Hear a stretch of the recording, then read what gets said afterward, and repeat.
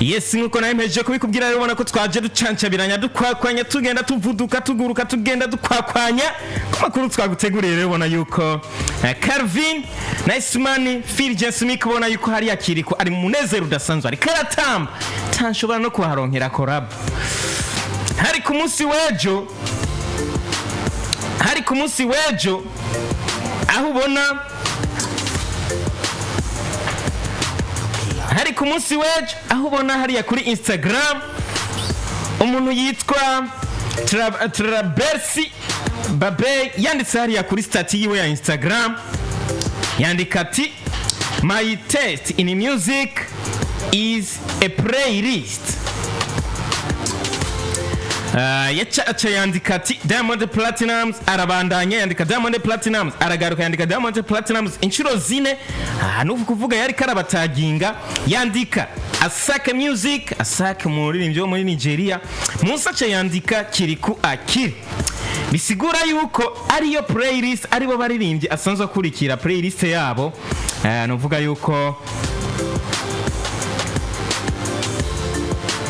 yuko aribo baririmbyi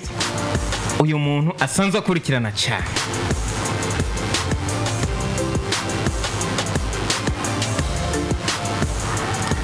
bisigura yuko kwibona muri iyi playlist byatumye Kirikou avuga ati bwa bundi bya bintu birashoboka uyu muntu amaze gupostinga iyi post Diamond Platnumz yaciye agenda kuri stati yiwe ya Instagram arayiripostinga ko mure dusabe hariya mu buhinga bw'ivyuma badushire kiyo post amaze kuyiripostinga ubona yuko Kirikou akiri yagiye hariya arayibona Kirikou ayibonye nawe yaciye agenda akora post ku mbuga ziwe hariya nsabe na Philgence ndabire hariya kuri Instagram ko Kirikou yabipostinze ko cyo nabonye cyo nuko yabipostinze Kirikou kuri Facebook ni Kirikou yaciye agenda kuri Facebook afata ya post ya stati ya Diamond Platnumz arayipostinga yandikako n'amajambo novuga yuko amajambo y'umunezero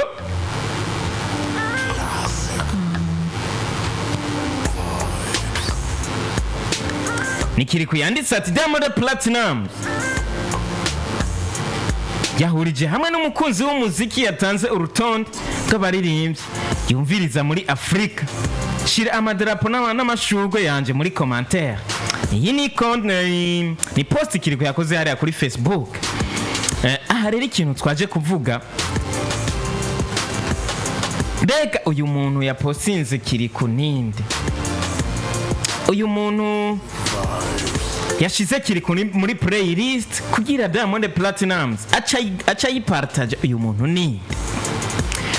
uyu muntu yitwa Trabersi Babe ni hariya tugiye hariya kuri Instagram yibona yuko kuri description yanditse ati ni umublogger Badman mu Muslim bisigura ko ari mu mizirima ni account ya Instagram boneka yuko ifise abantu bayikurikirana 1,193 anaka amaze gukurikirana abantu bagera ku 630 afise ko post zigera ku 16 Mr. Philgence tangurire nga Kirikou kwisanga kuri iyi post ya Diamond Platnumz bivuze iki ewe ntibyoroshe ariko kimwe gusa mu bintu abantu bari bakwiye kubanza kumenya ni kumenya uko yahisanze bamaze ko bavyumva yitwa Trabersi Babe yashoboye kuba na akana kantu abantu benshi bakunze guhurira ko kuri Instagram ndetse na TikTok muranda kabona aho umuntu ashobora creatinga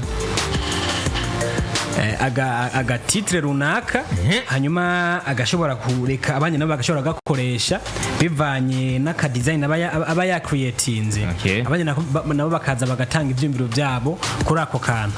rero nakajanye n'ivy'imiziki aho umuntu ashobora kugenda agashirako playlist yiwe y'indirimbo zigera kuri 6 ndetse n'abaririmbyi baziririmbye kugira ngo ashobore kwereka abantu indirimbo ziriko zirabimukorera. Rero uyu mutipe natangaye kuba ari umurundi mugabo nkasanga ahubwo umuririmbyi yumviriza cyane inshuro nyinshi Diamond Platnumz. Mu mwanya wa mbere aratangura akikurikira akongera akanikurikira n'ubundi akiyongera no ku nshuro ya 4. Ku mwanya wa 5 hakaza Shake Kirikou yisanga ku mwanya wa 6 kuri liste Yisanze ku mwanya wa nyuma, ariko ni byiza kuba ari muri bano bantu niko novuga nti influence kugira ngo Kirikou yisange kuri Insta story ya Diamond Platnumz nuko umujamari yagerageje kwerekana yuko supporting ibikorwa bya Diamond. Yamwanditse inshuro 4 zose. Yamwanditse inshuro 4 nuko bigenze uko aravuga ati nuko ariko abandi bantu sinshobora kugira gute gukora repost y'uyu muntu yanyeretse urukundo rudasanzwe. Kirikou kwisanga kuri Insta story ya Diamond Platnumz bivuze iki? Nubwo byakozwe n'umufana bivuze ikintu gikomeye cyane. Kuko nawe kwemera kuyikorera repost nuko yabanje kuraba abaririmbyi bari karabona undazi yuko azi nibyo bakora. Arabona calibre bariko ashake se umuntu yoroshe mu muziki kuri uno munsi. Na Kirikou se umuntu yoroshe mu muziki w'u Burundi. Haracabura kantu gusa kugira ngo na East Africa bigire gute bifata umurongo, ariko ni havamo akantu k'ubuyuwayi. Bivuze ngo kuri Kirikou n'amahirwe adasanzwe kwisanga kuri page ya Diamond kuko iyi ifise visibility nini cyane. Ushimi nafise visibility nini ari mu bantu bafise aba followers benshi bashoboka muri East Africa. Muri Africa no wa mbere nko kuri hari ya za YouTube ashobora kubaza no mu ba mbere. Afise miliyoni 18 n'ibihumbi 600 birenga by'aba followers kuri Instagram. Byumvikana yuko ibintu byo bigize gute biba bimeze neza. Mfasha karorero kuri post yakoze ku munsi weje maze amasaha 17 ifise likes 47 n'abantu 200, comment 1376,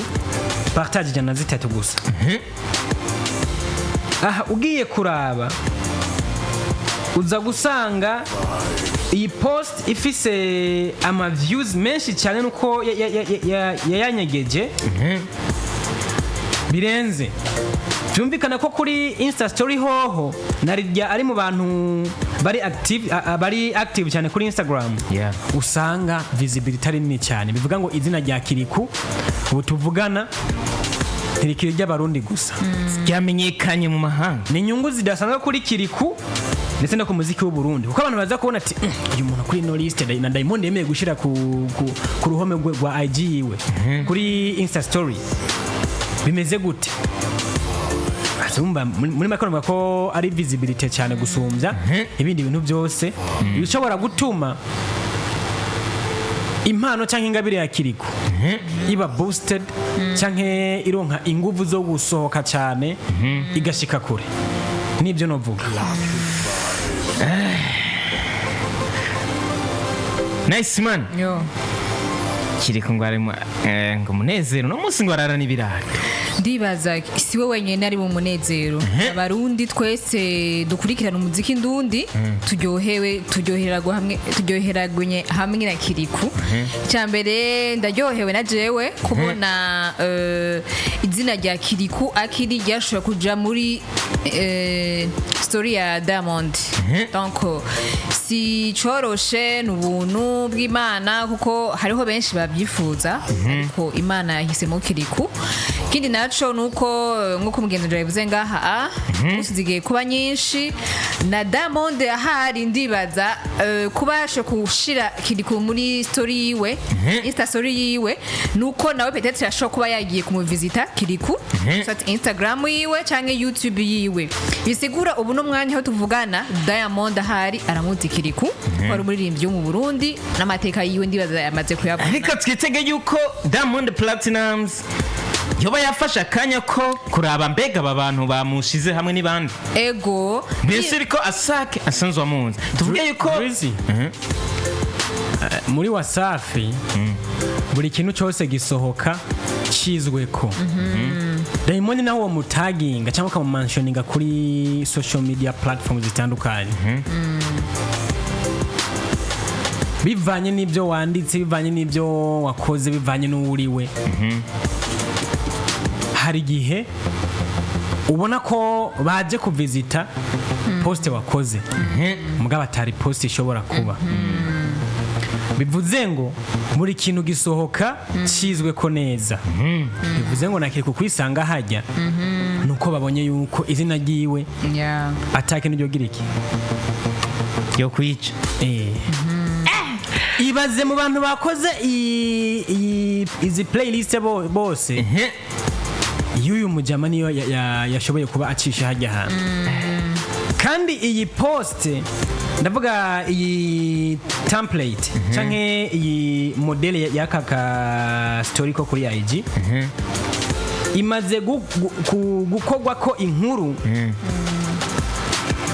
n'abantu batari bake kandi benshi cyane bivuze ngo hari ikintu kidasanzwe ko barenga ibihumbi 34 bamaze kuba bayikoresha ibaze mu bantu bakoze playlist bose muri 34 kwisanga hano ntubura umuntu agize gute asanzwe yoroshe Calvin tege yuko Kirikou uno munsi bifise icyo bishobora kumwereka kuba yisanze kuri post ya Diamond Platnumz ikintu cya mbere noherako kabazi nkebura abantu bo kuri Facebook abantu bandika ibintu kuri Facebook abantu benshi bako bandika ngo ni Diamond yakoze iyi playlist yagize repost repost y'umuntu bitwa Treble C Babel hama nabagize repost ashirako sikuvuga ngo niwe yapanze iyi playlist benshi bako bacihenda ko cyane cya kabiri kwisanga kuri playlist imwe n'abarimvyi nk'aba nka Diamond nka Asaki ni ikintu gikomeye cyane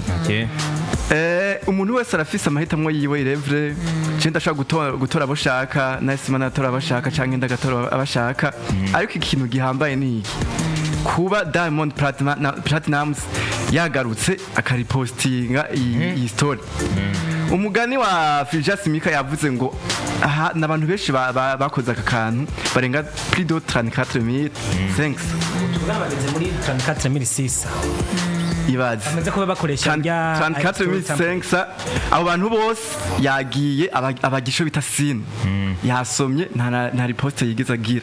ariko kuri uyu mujama Babel acaraza aragira repost cyerekana yuko yashimishijwe n'abantu bamushize hamwe